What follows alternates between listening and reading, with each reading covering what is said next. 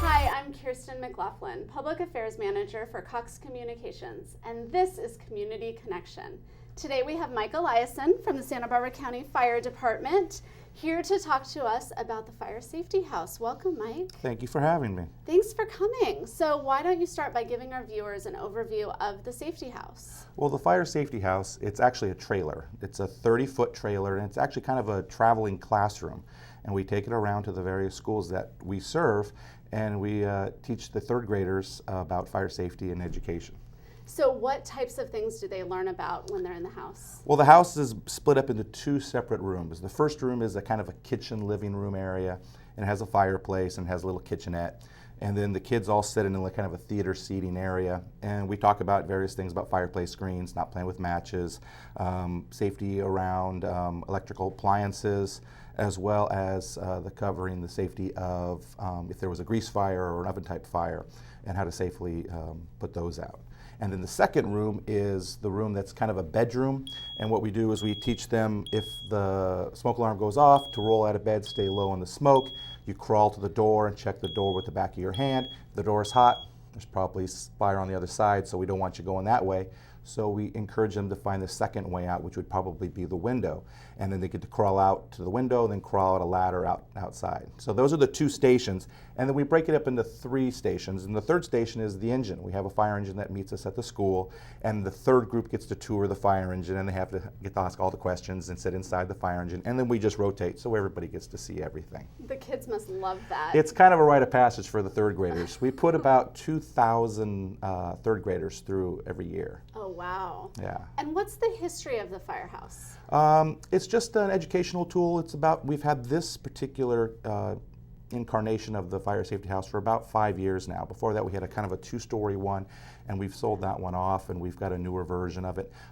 There's various agencies have different ones. The Santa Barbara City Fire Department has a version that's actually an inflatable house, and the kids get to go through that, and kind of a bounce house type of education for that. So there's many different ways to teach it, but the lesson's still the same. And are you seeing, what kind of results are you seeing from the kids? The kids love it. It's fun. They all look forward to it, and the teachers look forward to it. It takes about 45 minutes to go through the whole program, and at the end we give them a little goodie bag, and we teach the importance of making sure, if you do have a fire at your house, to call 911, to get out quickly and safely, to never go back inside, and then to also have a meeting spot. And we talk about things like, they have fire drills at school when they're sitting there just doing their homework, and all of a sudden they have to stand up, and everybody remembers going out to the playground or the grass, and that's their safe meeting spot. And I ask them if anybody has ever had a fire drill at school, and everybody raises their hands. And then I ask how many people have had a fire drill at home, and I don't get so many hands risen at that point. So I encourage them to say, well, if we have a fire, because a lot of fires happen at night, the first thing when the fire engine shows up on scene, the captain's going to ask is everybody out safe? And if they're not in their safe meeting spot, then that's going to change everything. That means they're going to have to go in and look for them, and that puts them in danger. So we want to make sure, and it's up to the kids and the family, and that's their homework assignment that night, is to go home and figure out where their safe meeting spot's going to be. And it could be anything they want. It could be the tree, the neighbor's mailbox, wherever it is going to be, because if they have to exit two different sides of a house, they're not going to know if they're both out safely, so that way they have the meeting spot. And we really try to reinforce that with the literature that we give them home. We take them home with the coloring book, and they get to color and figure out a plan of escape. And so the kids really enjoy it. So do the kids take the lessons home and then teach their parents and the rest of their family? Well, the good thing is the target audience that we're hitting is third graders. And the parents have done a phenomenal job to begin with, because about 90% of the kids already know all the answers to the questions. Oh, that's great. So that's great. So all we're really doing is just reinforcing with a different voice, reinforcing what they already know. And it's really a great program, and the kids just really seem to enjoy it. That's great. How can the community get more involved or learn more about the program? Well, we're more than willing to go to any school that wants it.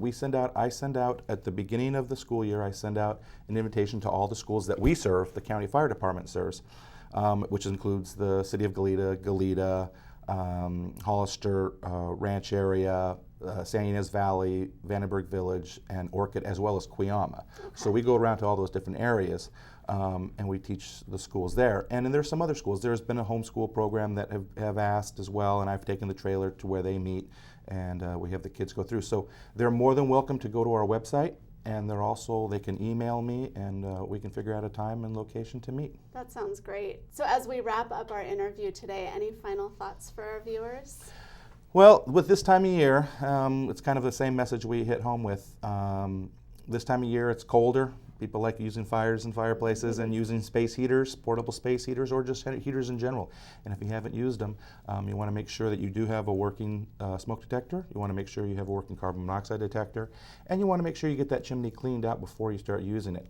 Last thing we want to do is we don't want to have to meet you by accident. So we want to make sure that you guys are all prepared for the upcoming cold season. Well, thank you. Thank you for being here today, and thank you for all the great work you and your colleagues do in the community. Thank you very much. Thanks. And thank you. Until next time, this is Community Connection.